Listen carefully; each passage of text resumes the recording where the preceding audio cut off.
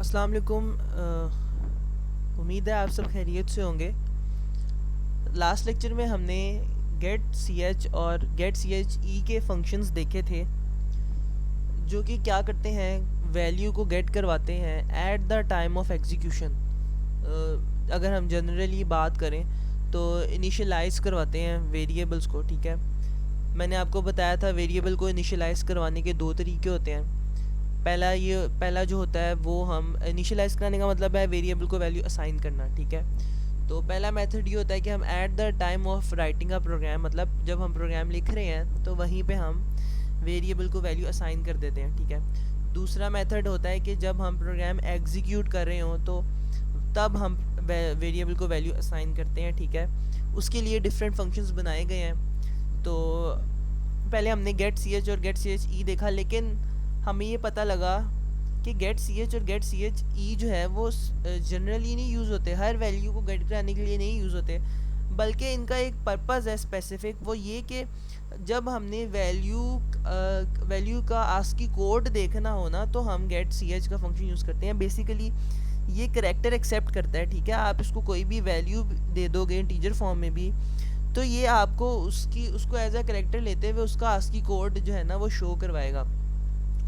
तो अगर हम जनरली बात करें कि हमें ऐसा फंक्शन चाहिए है जो हमें कोई भी वैल्यू किसी भी वेरिएबल को हमने देनी हो eight the time of execution, तो हम वो यूज़ करेंगे। तो हम कहते हैं कि हम स्कैन एफ का फंक्शन यूज़ करेंगे। ठीक है, तो आज का जो हमारा लेक्चर है इसमें मैं आपको स्कैन एफ के बारे में बताऊंगा, स्कैन एफ की वर्किंग बताऊंगा कि स्कैन एफ कैसे वर्किंग करता है। ठीक है, और स्कैन एफ से हम कैसे कैसे वैल्यू जो है वो गेट करवा सकते हैं eight the time of execution. ठीक है, और इसके बाद हम जितने भी प्रोग्राम्स बनाएंगे उसके अंदर हम स्कैन एफ को ही यूज़ करेंगे। इससे पहले हमने जो वैल्यूज़ दी वेरिएबल को वो प्रोग्राम लिखते हुए दी at the time of writing a program दी। ठीक है, तो अब जो है हम at the time of execution value देंगे। तो मैं यहाँ से turbo C plus plus open करता हूँ। अभी भी जिन बच्चों ने turbo C plus plus install नहीं किया वो मेरी पहली वीडियो देखें, इसको इंस्टॉल कर लें। ठीक है, उसके बाद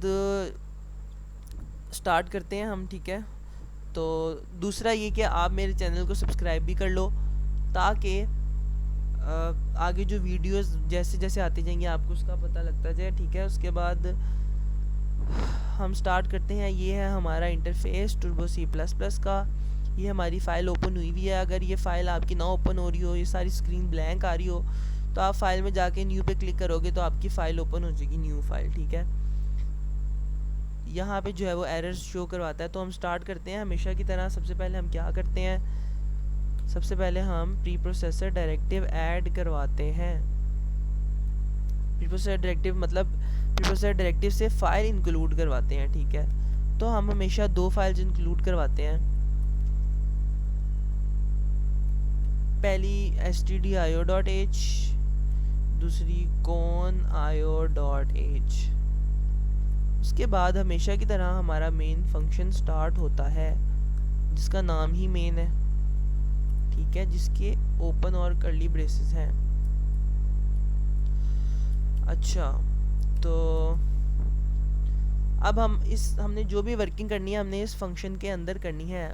इसको हम कहते हैं डेलीमीटर्स, ये हमारे डेलीमीटर्स हैं। ठीक है, तो हम स्टार्ट करते हैं। सबसे पहले हमेशा की तरह हम एक वेरिएबल डिक्लेयर करवाते हैं। ठीक है, वेरिएबल डिक्लेयर करवा दिया। अब अगला स्टेप है उसको इनिशियलाइज़ करना। वेरिएबल डिक्लेयर करवाने का मतलब होता है कि मैं उसकी डाटा टाइप के साथ उसको लिख दूँ।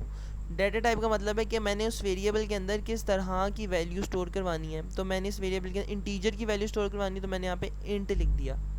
ये है हमारा स्टेटमेंट टर्मिनेटर, जो कि कंपाइलर को बताता है कि ये स्टेटमेंट यहाँ पे एंड हो गई है, ताकि वो अगली स्टेटमेंट में चला जाए। आगे हमने इनिशियलाइजेशन करवानी है। इनिशियलाइजेशन हमने eight the time of execution करवानी है। तो उसके लिए हम एक फंक्शन यूज़ करते हैं जिसको हम कहते हैं स्कैन एफ। स्कैन एफ हमारा एक इनपुट फंक्शन है जो कि क्या करता है, वैल्यू गेट करवाता है eight the time of execution.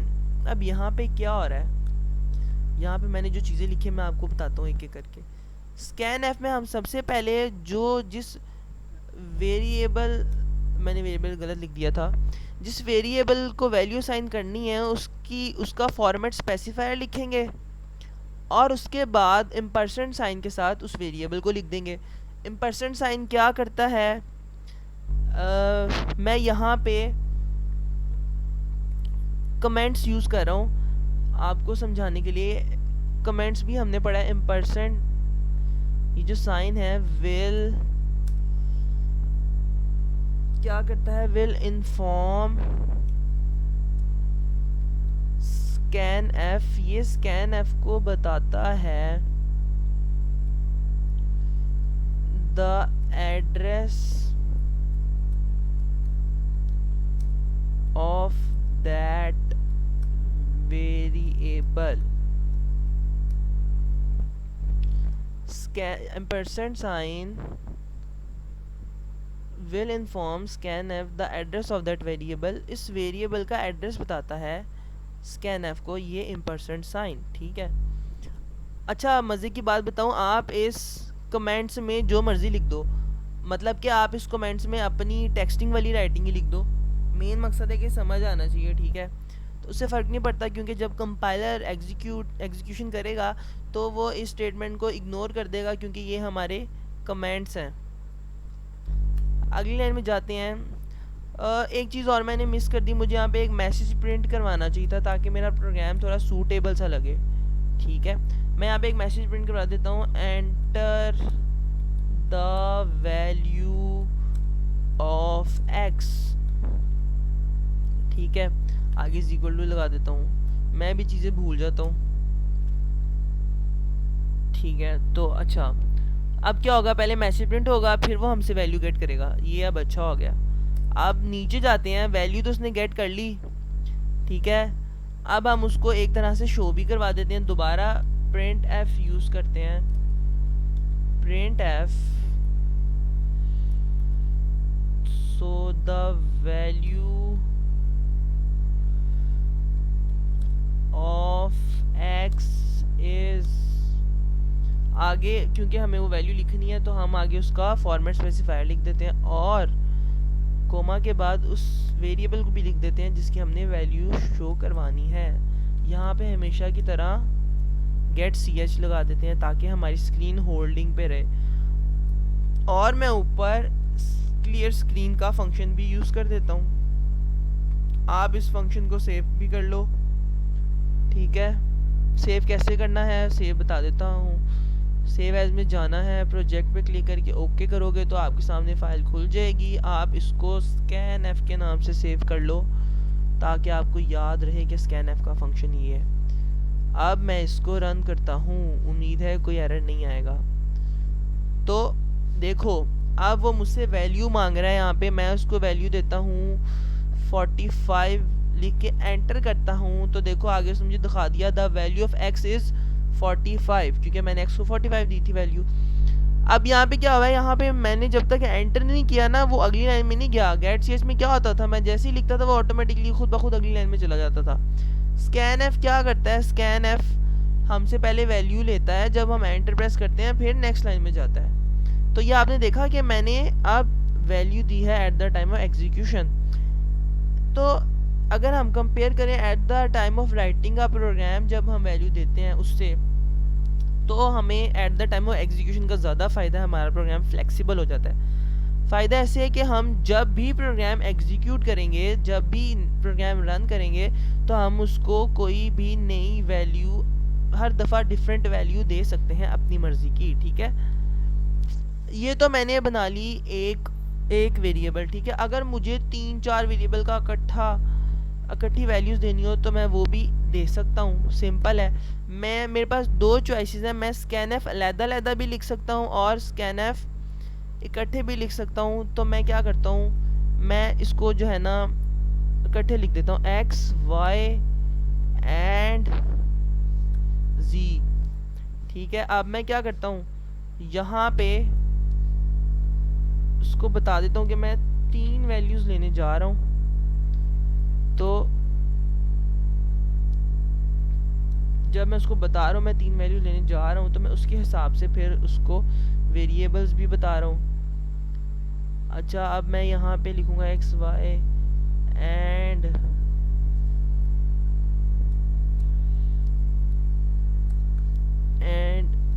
जी। अच्छा, यहाँ पे मैं कोई स्लैश एन नहीं, बैक स्लैश एन नहीं यूज़ करूँगा तो वो देखना आपको इकट्ठी तीनों वैल्यूज़ दिखा देगा, x y comma y comma z. ठीक है, अब देखो मैंने क्या किया है, मैंने 3 वेरिएबल इनिशियल डिक्लेयर करवाए हैं।